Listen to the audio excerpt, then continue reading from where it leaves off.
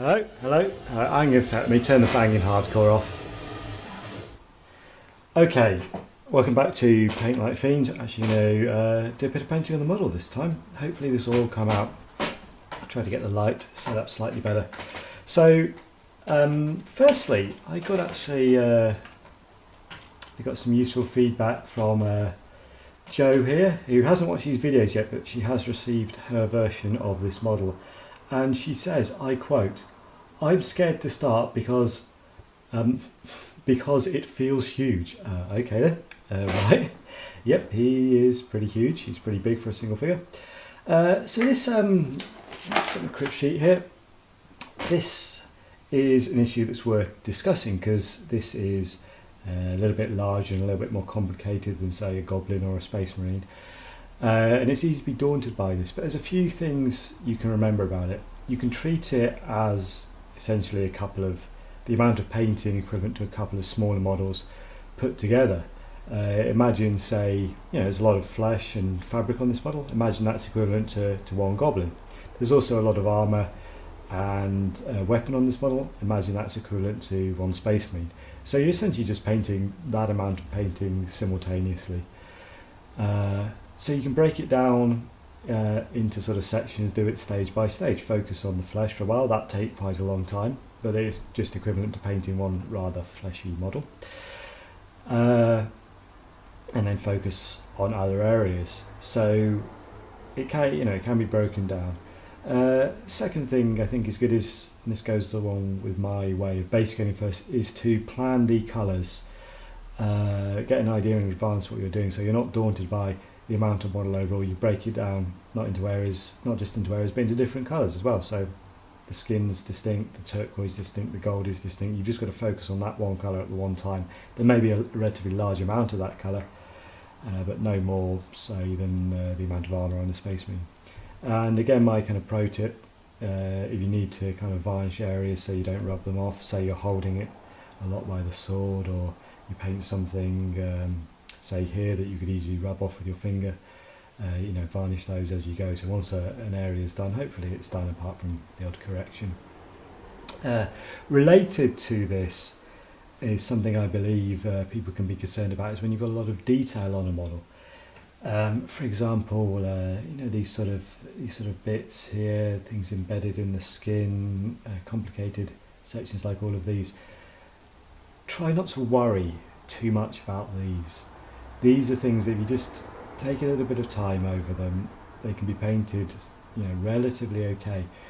One advantage actually of detail compared to larger areas is, with detail you can use fairly simple techniques. Some of these small sections here, a wash over that, a little bit of highlighting on one line, and that's done. You don't have to do large areas of blending, you don't have to get good coverage over large areas.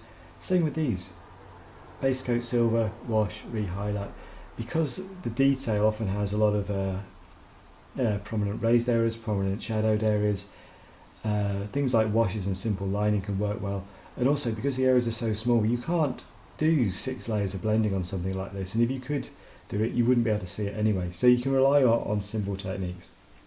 Further to that, some of these areas are maybe not so important or not so dramatic areas of the model, so you don't have to paint them in a super complicated way. I mean, these straps here are essentially, I guess, detail, but they're not as important as, say, the helmet, so they can be painted fairly similarly and just provide a supporting role to the rest of the model. With that said, I'm going to get on with painting. I'm going to choose a bit of flesh. This will be the start of several areas I'll look at, and what I intend to do is start off each bit of painting with a little bit of theory of what I'm doing, and then go straight into the painting, try and keep the commentary to a minimum, maybe speed up the painting if necessary, and then hopefully if people provide more feedback I can deal with other issues next time. So the flesh, I'm just going to do a section on the arm here. Normally I would do the flesh all in one go to maintain a harmonious colour, but the techniques would take too long to show that on video. So what I'll do, fairly similarly to the skull on the bottom, is I will wash it all over, let that dry, rehighlight with the base colour, then do a bit more shading if necessary once the base colour is neatened up after the wash. There are probably areas where I'll probably need to go over, like underneath here, Then I'll start doing the highlighting. The techniques on this will probably be a little bit of blending and a little bit of layering. It's a fairly kind of detailed area, so there'll be some bits, some of the larger bits will require a bit of blending, some of the smaller kind of raised areas, maybe just little layers will be fine for that. And see how that goes. So to start off, I've got a wash that's a mixture of sort of a bit of red and a bit of brown. I want this to be, I don't want it to be too pink, but I don't want it to be too dark brown either, so I've got a sort of diluted red-brown mix. And I'm going to highlight fairly pale to try and get it look, I don't know, a bit sort of unhealthy skin. So let's go.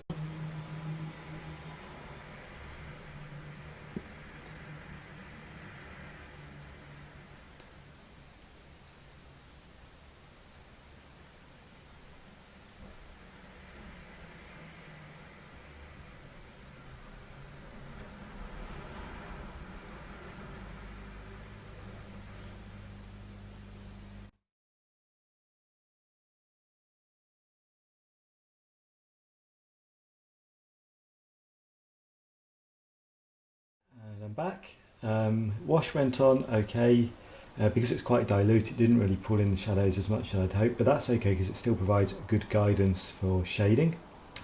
There was a little bit of an error underneath where there was some pooling there.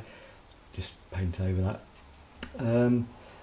So actually, given the way this has gone on, I'm just going to do some shading first and then re-highlight with the base colour.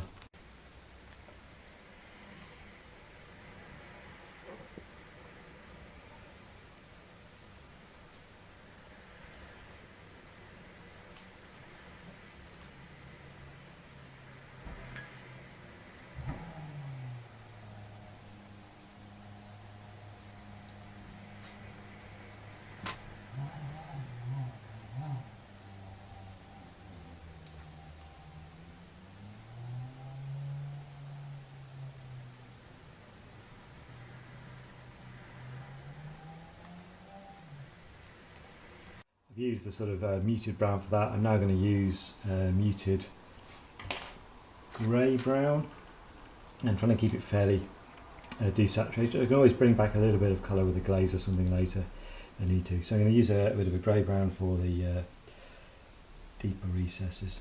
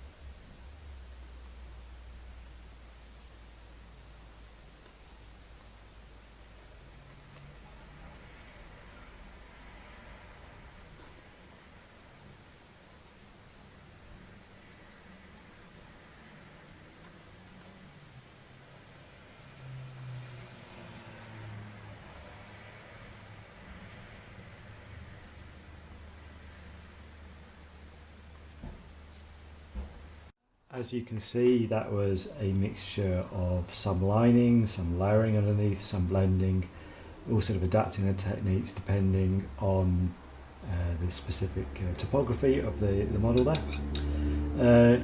It's not perfectly neat, it may be a bit grey, it may need a bit more, but I can, I've got the bulk of it done, I can touch that up later on.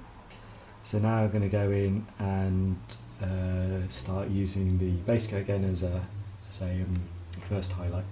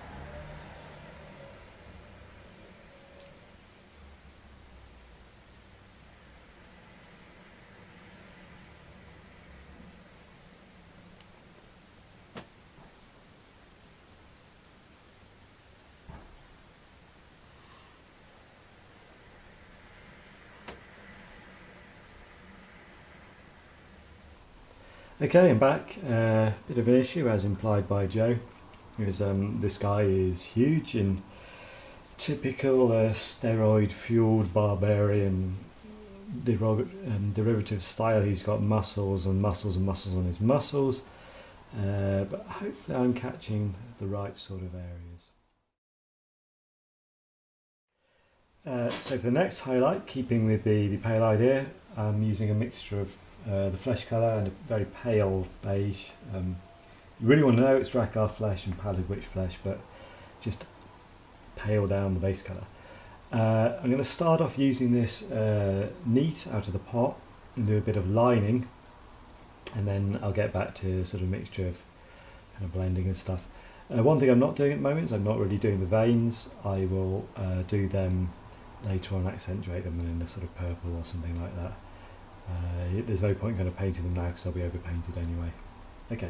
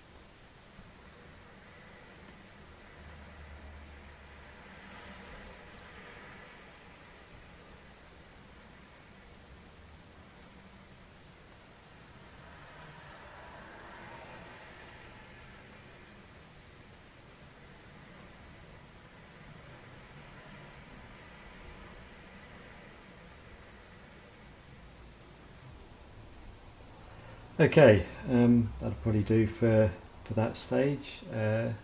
Some of it could be a bit smoother. So be it. It does look also a bit weird with the veins not done. Let me just do one more highlight and then the veins and see how that looks. Right, continuing highlighting with a pure pale, very pale flesh tone, see how this goes.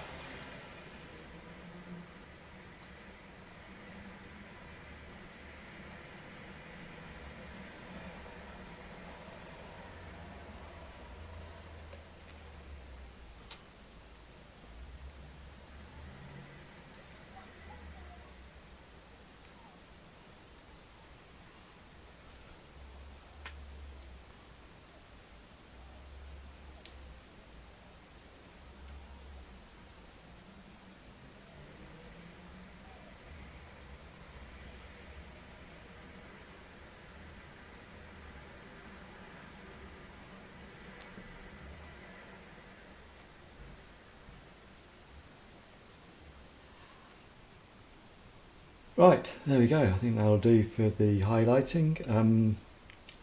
I kind of like that. I like the colour on it. I think this Pallid Witch Fletch is really nice. Kind of pale highlight. It's not too yellow. I'm not so keen on the painting around the multiple tricep agglomeration at the back. So I can maybe touch that up later. But I'm going to do the veins on it first and see how it all turns out. My pro tip for painting stuff like this is don't do it in front of a camera when you're trying to keep the model in the right place and in focus and in the lighting, because it's a complete pain in the arse. So don't do that, just do it on your own. Learn from my mistakes. Right, let's see how the veins go. What I'm going to do with this is, using a slightly larger brush, I'm going to wash them with a dull purple just to bring out where they are a bit. Rebase them with a pale purple, highlight them with a Pallid Witch Flesh, and then maybe do a faint wash of an actual proper purple wash over if I need to bring back a bit more colour to them. Let's go.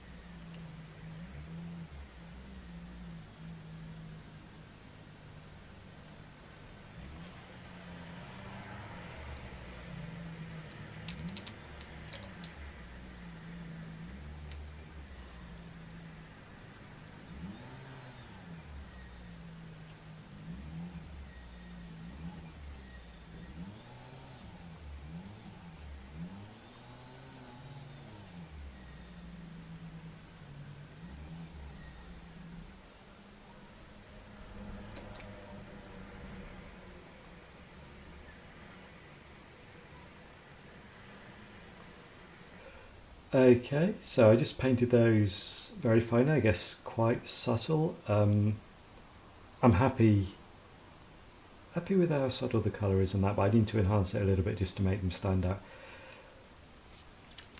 I think not going overboard in making them too separate from the flesh is a good thing. They are just details. You don't want them to look like some.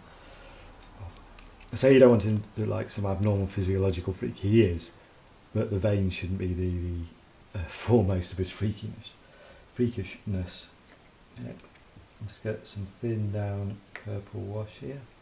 Just going to paint that very carefully. And then it'll just sink into the recesses by it, making the veins more distinct, and just tint the colour. Slightly as well, get these ones under here. And on his bicep. I'm going to take a little bit off the bicep one, just to make it just a little bit in the recess there. Okay, happy with those now. Right, that'll do. I'll be painting the rest of the flesh in the same way, doing the veins in the same way. Areas of flesh that are kind of scarred and torn, do exactly the same way as I did with the veins, but with more of a crimson. So it would be kind of a faint wash around the area in a mute crimson, highlight with a slightly lighter crimson, final highlight with a pale colour, and then wash with like a dulled down red. Okay.